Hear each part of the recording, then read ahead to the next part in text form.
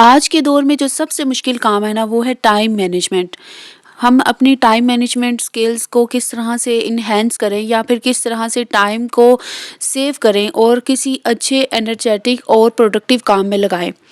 आप लोगों ने अगर इस वीडियो के ऊपर क्लिक किया है तो आप भी यकीनन ये सारे राज जानना चाहती हैं, तभी आप लोग इस वीडियो को देखने में इंटरेस्टेड हैं।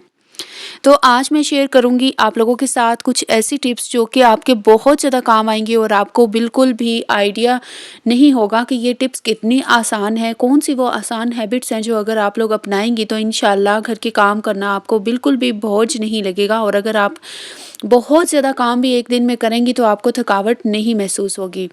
तो स्टार्ट कर लेते हैं आज का व्लॉग। बिस्मिल्लाहिर्रहमानिर्रहीम, अस्सलाम वालेकुम, welcome back to my channel. कैसी हैं my beautiful sisters? I hope आप सब ठीक होंगी और अल्हम्दुलिल्लाह मैं भी ठीक हूँ और अपनी रोज़मर्रा रूटीन के काम और रूटीन आप लोगों के साथ डेली शेयर करती ही रहती हूँ। सबसे पहले तो किचन का जो काम है ना, कुकिंग का जब फिनिश होता जाए तो आप लोगों ने किचन को नीट एंड क्लीन करना है और उसके साथ आप लोगों ने कोशिश ये करनी है कि चूल्हा भी डेली बेस पे साफ़ करें। मेरी कुछ बहनें ऐसी होंगी जो कि चूल्हा डेली बेस पे अगर नहीं क्लीन करती होंगी ना, तो वो बहुत ज़्यादा गंदा लग रहा होता है और जिसकी वजह से बहुत ज़्यादा एक ऐसी बैड वाइब्स आ रही होती है ना, जिसकी वजह से फिर ज़ाहिर-सी बात है घर में किचन में काम करने को भी दिल नहीं चाह रहा होता। उसके अलावा नंबर 2 पे आप लोगों ने अगर दीवारें हैं ना, ये जो जिस तरह से मैंने भी क्लीन की हैं अभी-अभी, इस तरह से अगर इनके ऊपर काफ़ी ज़्यादा ग्रीस वगैरह, ऑयल वगैरह कुकिंग करते हुए ना गिर जाता है तो ये काफ़ी ज़्यादा गंदी लगनी शुरू हो जाती हैं। इनको भी आप लोगों ने वीकली एक बार लाज़िमन साफ़ करना है, चाहे आपने मेकओवर किया हुआ है या आप लोगों की ये टाइल्स वगैरह लगी हुई हैं, कुछ भी है। आप लोगों ने इनको लाज़िमन क्लीन करना है ना। देखिए ना, जब तक हम किसी चीज़ को क्लीन नहीं करते, हमारी ऑर्गनाइज़ेशन या डेकोरेशन का भी कोई फ़ायदा नहीं होता। तो इन चीज़ों को भी टाइम टू टाइम क्लीन करते रहा करें। नंबर 3 पे अगर आपके घर में कोई टेबल है, यानी कि जैसे कि डाइनिंग टेबल्स होंगे आपके, या फिर कोई भी आपका ऐसा टेबल है जो कि आप लोगों का डेली यूज़ में आता है, उधर खाना खाते हैं, तो उसको भी डेली आप लोगों ने लाज़िमन क्लीन करना है। अगर डेली नहीं कर सकते तो एक दिन छोड़ के लाज़मी क्लीन कर लें। और उसके अलावा नंबर 4 पॉइंट पे, जो घर के अंदर आपका सामने का एरिया है ना, फ्रंट एरिया जहाँ से किसी ने गुज़र के जाना होता है या फिर आपका बहुत ज़्यादा टाइम जहाँ पे गुज़र रहा होता है, यानी कि जो फ्रंट लुक है, यानी कि फर्स्ट इंप्रेशन पड़ता है जिस जगह से, उसको हमेशा उस कॉर्नर को नीट एंड क्लीन रखें, प्यारा रखें और कोशिश ये करें कि उसको थोड़ा बहुत डेकोरेट भी कर लें। इससे आप लोगों का जो है बहुत ज़्यादा अच्छा इंप्रेशन जाता है और जो भी अगर विज़िटर भी आता है ना, तो उसको भी काफ़ी ज़्यादा अच्छा लगता है देखकर। नंबर 5 पे आप लोगों का रूम इस तरह से नीट एंड क्लीन होना चाहिए, ऑर्गनाइज़्ड होने चाहिए, सारे बिस्तर तह लगे हुए होने चाहिए। हमेशा जो बिस्तर है ना, तह लगा के रखें, चाहे आप लोगों के घर में कोई भी नहीं आता। ऐसा है, अगर हम बिस्तर अपना झाड़ते नहीं हैं, ये भी एक बहुत बड़ी बेबरकती है। इस आदत को भी आप लोगों ने लाज़िमन अपनाना है।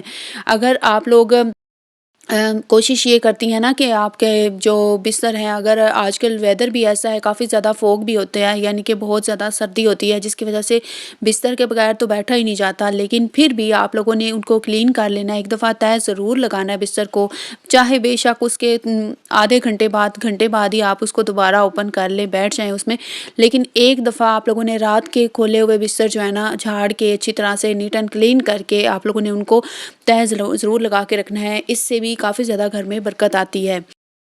नंबर 6 पे आप लोगों ने डेली बेस के ऊपर ना, जो घर है, चाहे अगर रूम आपका छोटा भी है ना, जिस तरह के मेरा रूम बहुत छोटा है, बहुत कम जगह है जो नज़र आ रही होती है, लेकिन फिर भी आ तो रही है ना नज़र, तो आप लोगों ने उसको काफ़ी ज़्यादा क्लीन रखने की कोशिश करनी है। देखिए, घर जितना ज़्यादा छोटा होता है उतना ही ज़्यादा गंदा होता है। मैं आपको पहले भी कहती हूँ कि जितना छोटा घर होगा उतना ही क्लीन करना आसान होता है, लेकिन गंदा भी बहुत ज़्यादा होता है, क्योंकि उसकी कुछ महसूस जगह होती हैं जहाँ पे आप लोगों ने सिर्फ बैठना होता है या बैठ के खाना खाना होता है या फिर सोना होता है। हमारे पास सिर्फ एक रूम है और उसके अलावा ये जो सामने का जिधर चारपाई आपको नज़र आ रही है, ये है, और इधर टेबल आगे रखा होता है चेयर पे। एक बंदा चेयर पे बैठ के और एक ये स्टूल पे और एक चारपाई पे हम लोग बैठे इस तरह खाना खा लेते हैं। 3 हम मेरे हस्बैंड वाइफ, सॉरी, मैं, मेरे हस्बैंड और मेरी जो है ना बेटी, हम इस तरह से मिल के खाना खा लेते हैं और इतनी ही हमारी स्पेस है, इतनी हमारी जगह है, लेकिन अल्हम्दुलिल्लाह, शुक्र अल्हम्दुलिल्लाह, रेंट के घर से अच्छा है। और शुक्र है अल्लाह पाक का कि मुझे कुछ अर्सा पहले ही पता चला है कि ये इनका अपना ही घर है। मुझे नहीं आइडिया था कि ये इनका अपना पर्सनल घर है, मैं तो इसको रेंटेड ही समझ रही थी या फिर इनके किसी रिलेटिव का समझ रही थी। लेकिन अल्हम्दुलिल्लाह इनका ये अपना ही घर है, मेरे हस्बैंड का। तो आप लोगों ने कोशिश ये करनी है कि घर छोटा हो या बड़ा हो, शुक्र अल्हम्दुलिल्लाह करके आप लोगों ने उसको नीट एंड क्लीन हमेशा रखना है। मैं आपको एक चीज़ बताती चलूँ, जब हमारे पास जो कुछ भी होना, चाहे थोड़ा हो, छोटा हो, कम हो, उसके ऊपर हम गुज़ारा करना शुरू कर दें ना, उसके ऊपर हम सब्र शुक्र करके रहने लग जाए ना, तो अल्हम्दुलिल्लाह अल्लाह ताला बहुत ज़्यादा खुश होते हैं और अल्लाह ताला बहुत ज़्यादा नवाज़ते हैं। वहाँ से हमारे लिए वसीले बनते हैं, वहाँ से हमारे लिए आसानियाँ पैदा होती हैं, जहाँ से हमने कभी सोचा भी नहीं होता। अच्छा, पैरट मैं आप लोगों को दिखा रही थी, वो यहाँ पे घूमना शुरू हो गया था और इसने इस वक़्त तक घर को इतना मेसी कर दिया हुआ था ना, अब मैंने उसको बंद कर दिया है। सर्दी है बहुत ज़्यादा और उसको मैंने इधर कमरे में ही रख लिया है। आप लोगों को एक चीज़ बताऊँ, नंबर 7 हैबिट ये है कि आप लोगों ने ये जो डस्टबिन्स होती हैं ना, उसको हमेशा नीट एंड क्लीन करके रखना है। मतलब डेली के आप लोगों ने उसके अंदर जो है ना वो रैपर्स चेंज करने हैं, उनके जो पॉलीथीन बैग्स हैं वो आप लोगों ने लाज़मन चेंज करने हैं। इससे ये होगा कि जरासीम जो है ना वो घर के अंदर नहीं फैलेंगे और मेसी भी नहीं लगेगा जो घर है। 1-2 दिन बाद मेरे हस्बैंड जो है ना, कभी वो लेज़ी हो जाते हैं, कभी कहते हैं कि आज ना दो मुझे ये लेके जाने के लिए कचरा, तो कभी-कभार वो नहीं भी लेके जाते, इसलिए वो कचरा कभी-कभार डस्टबिन में रह जाता है, पड़ा होता है। अदरवाइज़ मैं डेली जो है ना हमेशा ये पॉलीथीन बैग जो इसमें होते हैं ना वो चेंज करती हूँ, ताकि नेक्स्ट इसमें क्लीन रख दूँ, ताकि कोई जर्म्स वगैरह ना फैलें, ये इसकी वजह से घर में स्मेल भी ना हो।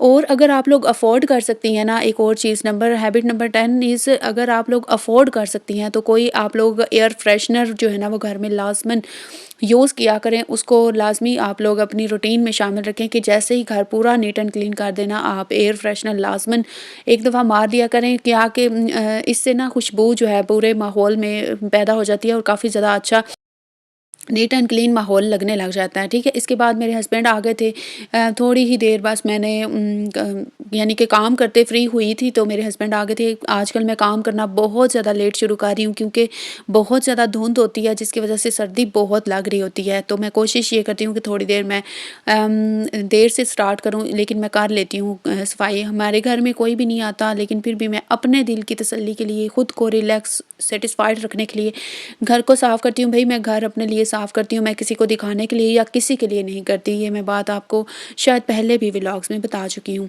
अच्छा, ये मैं आपको बता रही थी कि हम इतनी छोटी-छोटी रोटी खाते हैं और फिर भी हेल्थ हमारी देख लें, माशाल्लाह ऐसे है कि जैसे पता नहीं कितनी खा देते हैं। सबके अपने यानी कि जिस्म होते हैं, किसी को पिया हुआ कहते हैं ना पानी भी लग जाता है और उसकी हेल्थ बहुत ज़्यादा हो जाती है, और किसी को खाया पिया भी नहीं लगता, वो हम वही हैं जिनको पानी भी लग जाता है। अच्छा, आप लोगों को मैं एक बात बता दूँ, हमने जो सालन बनाया हुआ था ना, आलू कल मैंने बनाए थे, और उसका सालन जो है ना वो फिनिश हो गया था और मेरे हस्बैंड कह रहे थे कि मैं दिन में ना कोई दाल वगैरह ले आऊँगा तो वो खा लेंगे, शाम को सालन बना लेना। शाम को हमने बनाने हैं इंशाल्लाह मसर बनाने हैं, साबुत मसर। आप लोगों ने बताना है आप लोगों में से किस-किस को साबुत मसर पसंद है, और साथ बॉइल्ड राइस कल मेरी भांजी भी देकर गई थी, हमने वो भी खा लिए थे। अच्छा, आप लोगों ने ना ये हैबिट्स जो है ना वो अपनी रूटीन में शामिल रखनी है और घर को भी क्लीन रखना है। वो हैबिट नंबर के बेडरूम को और घर को क्लीन रखना है। हैबिट नंबर 12 ये है, अगर आप लोगों के घर में ये हॉट पॉट यूज़ होता है ना, जिसमें आप लोग रोटियां वगैरह रखते हैं, तो इसके ना पसीने की वजह से, नमी की वजह से बहुत ज़्यादा इसके अंदर ना स्मेल आने लग जाती है। वो कहते नहीं है, हमक सी आने लग जाती है। तो उसको निकालने के लिए, ख़त्म करने के लिए आप लोगों ने इसको कम अज़ कम 4-5 दिन के बाद या वीकली इसको लाजमन वाश करना है। जब हम इसको वाश करते रहते हैं ना, तो फिर ज़ाहिर बात है कोई इसमें से स्मेल वगैरह नहीं आती, जो रोटियों में भी नहीं जाती, और फिर हम बासानी हेल्दी जो फूड है वो खा सकते हैं और अपनी सेहत को जो है ना without any problem, without any यानी कि बीमारी, वो हम उसको उससे बच सकते हैं। उसके अलावा नंबर 13 ये है कि आप लोगों के खाने वाले बर्तन जो है ना, यानी कि जो आपने खाना खाया है, वो बर्तन अक्सर ख़वातीन जो होती हैं ना वो रख देती हैं कि चलो हम बाद में धो लेंगे, या फिर थोड़े से हैं तो शाम के बर्तनों के साथ धुल जाएंगे। भाई ये आदतें आप लोगों ने नहीं अपनानी। आप लोगों ने पूरी कोशिश करनी है कि जैसे ही खाना खाते जाएं तो सारे बर्तन आप लोगों के जितने भी बने, आपने इनको वॉश करके, और हैबिट नंबर 11 ये है कि आप लोगों ने काउंटर टॉप को भी अच्छी तरह से क्लीन करना है। जो सिंक है ना, जो बर्तन धोने वाला है, उसको भी अच्छी तरह से जब आप क्लीन कर देंगी, यकीन करें आपका किचन इतना प्यारा नीट एंड क्लीन हमेशा जब होगा, आपका खुद ही दिल चाहेगा कि आप किचन में जाएँ, काम करें, कुकिंग करें, रोटियाँ बनाएँ। मैं जब भी कोई काम कर रही होती हूँ ना, जब मैं चाहे या कोई भी खाना वगैरह बना रही होती हूँ ना, तो मैं जब जब किचन साफ़ होता है, मेरा दिल बहुत ज़्यादा खुश होता है कि मैंने चलो अपने किचन को भी साफ़ किया हुआ है, घर भी साफ़ किया हुआ हो, तो बहुत ज़्यादा मुझे सैटिस्फैक्शन होती है और मैं बहुत ज़्यादा खुश होती हूँ। यकीन जाने ये छोटी-छोटी सी हैबिट्स होती हैं जो हमारी ज़िंदगी को बहुत ज़्यादा आसान बना देती है, और हमारी रूटीन में अगर ये शामिल हो जाएँ, तो बहुत ज़्यादा आसानियाँ हमारे लिए पैदा हो जाती हैं।